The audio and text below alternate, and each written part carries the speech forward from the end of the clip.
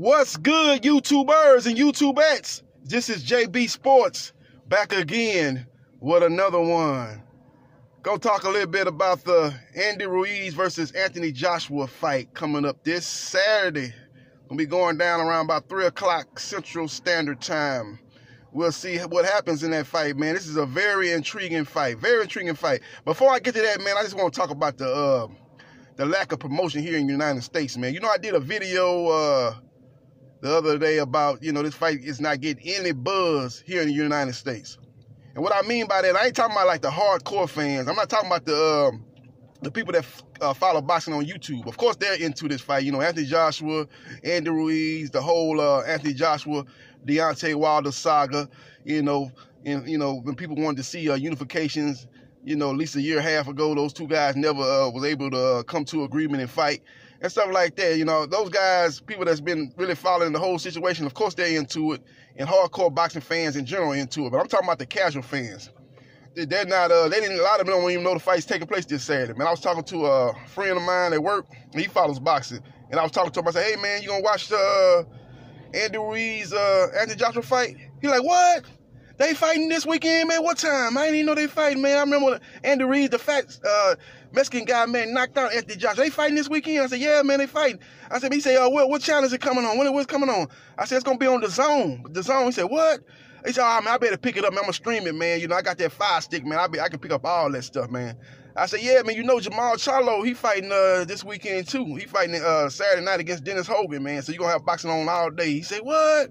"Yeah, man, I'm gonna check that out, man. I got the Fire Stick, man. I got all them apps, man. I got all 10 of Showtime apps, and I got I think I can get that The Zone app too. I got that Fire Stick. I can pick up all that." He didn't even know the fight was taking place. This guy that likes boxing, man. We was talking about the Deontay Wilder fight against Luis Ortiz. He the one brought the fight up to me 2 weeks ago. He said, "Man, Wilder fighting this weekend, man. I don't watch that fight, man." He brought it up to me, man. I ain't have to ask him about that. And that's what I'm talking about as far as lack of promotion here in the United States, man. It's not a lot of buzz here in the United States as far as the casual boxing fans. They don't even know this fight taking place. And then another bad thing about it is it's starting at a bad time. Coming on at 3 o'clock, the same time as the SEC championship in college football between LSU, ranked number 2, and Georgia, ranked number 4, in the Mercedes-Benz Georgia Dome. That fight is taking place. So it's going to be very interesting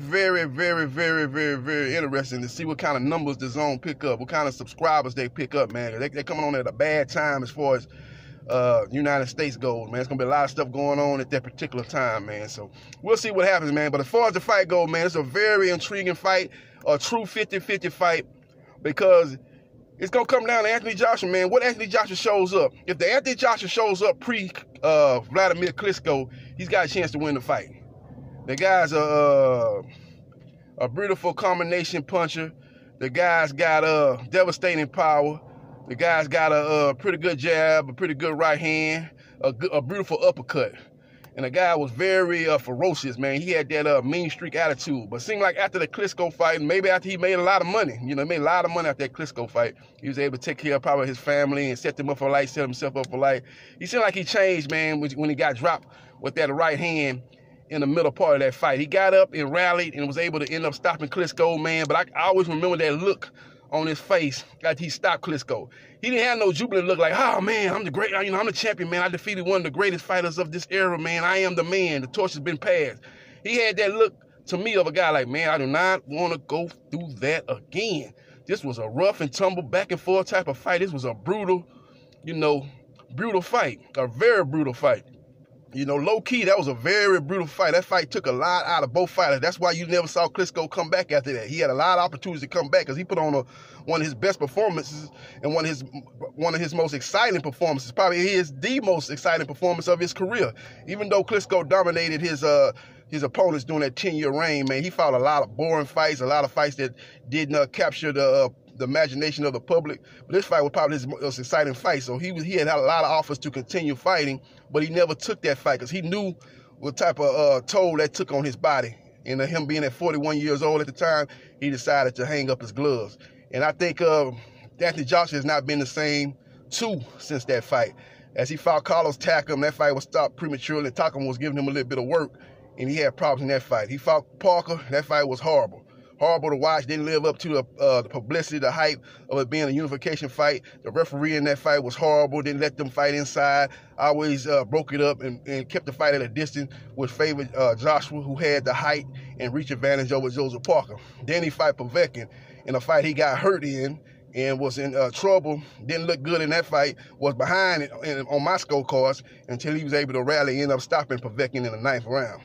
Never was the same. Then he got in there with Andy Ruiz, and you saw what happened. He got dominated, got dropped multiple times after he was at first knocked down Andy Ruiz, and he got chin checked so many times, and his chin could not hold up to the punches that in the speed of Andy Ruiz, and he ended up getting stopped in the fight there in New York, Madison Square Garden in early 2019.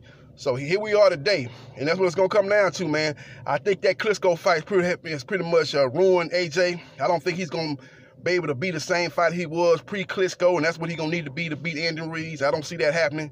So I like Andy Ruiz in a fight that I think it's going to take him a little bit of time to get to Anthony Joshua, because I think Anthony Joshua is going to try to fight and move around, use his jab, and try to catch Andy Ruiz coming in with the uppercut. And I think he's going to be trying to hold Andy Ruiz and try to smother him and keep Andy Ruiz at a distance. And that's going to take Andy Ruiz a little bit of time to get to Anthony Joshua. And I think Andy Ruiz is going to focus on the body, go to the body, and slowly get AJ to kind of start protecting the body. And I think that's when he's going to go up top with the head shots, the combination. And I think he gets AJ out of there in the 8th round. 8th round knockout by Andy Ruiz over Anthony Joshua. Andy Ruiz is a unified champion, has defended his belt.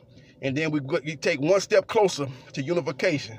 Now I'm going to say this after this fight. A lot of people thinking, I know Wilder's got his hopes up too. If Wilder defeats Fury, which I believe he's going to do, I'll break that fight down as we get closer.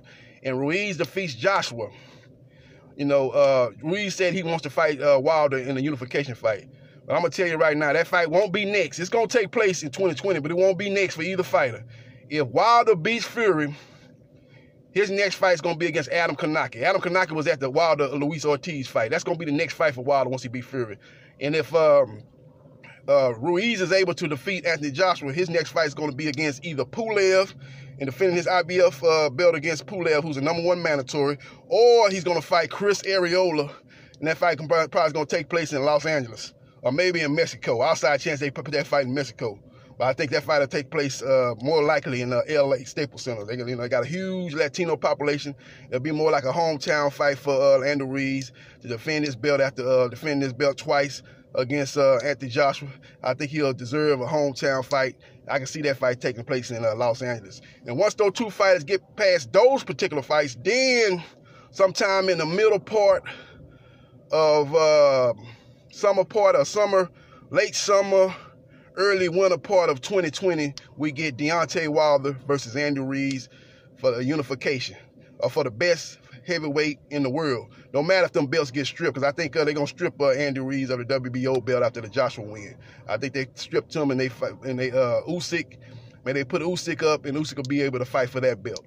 And I think that's what's going to happen. So he won't be able to hold on to all the belts after this win, but it'll be for the IBF and the WBA and the WBC belts. That's why you notice PBC has stopped recognizing the WBO belt, and that's a shame.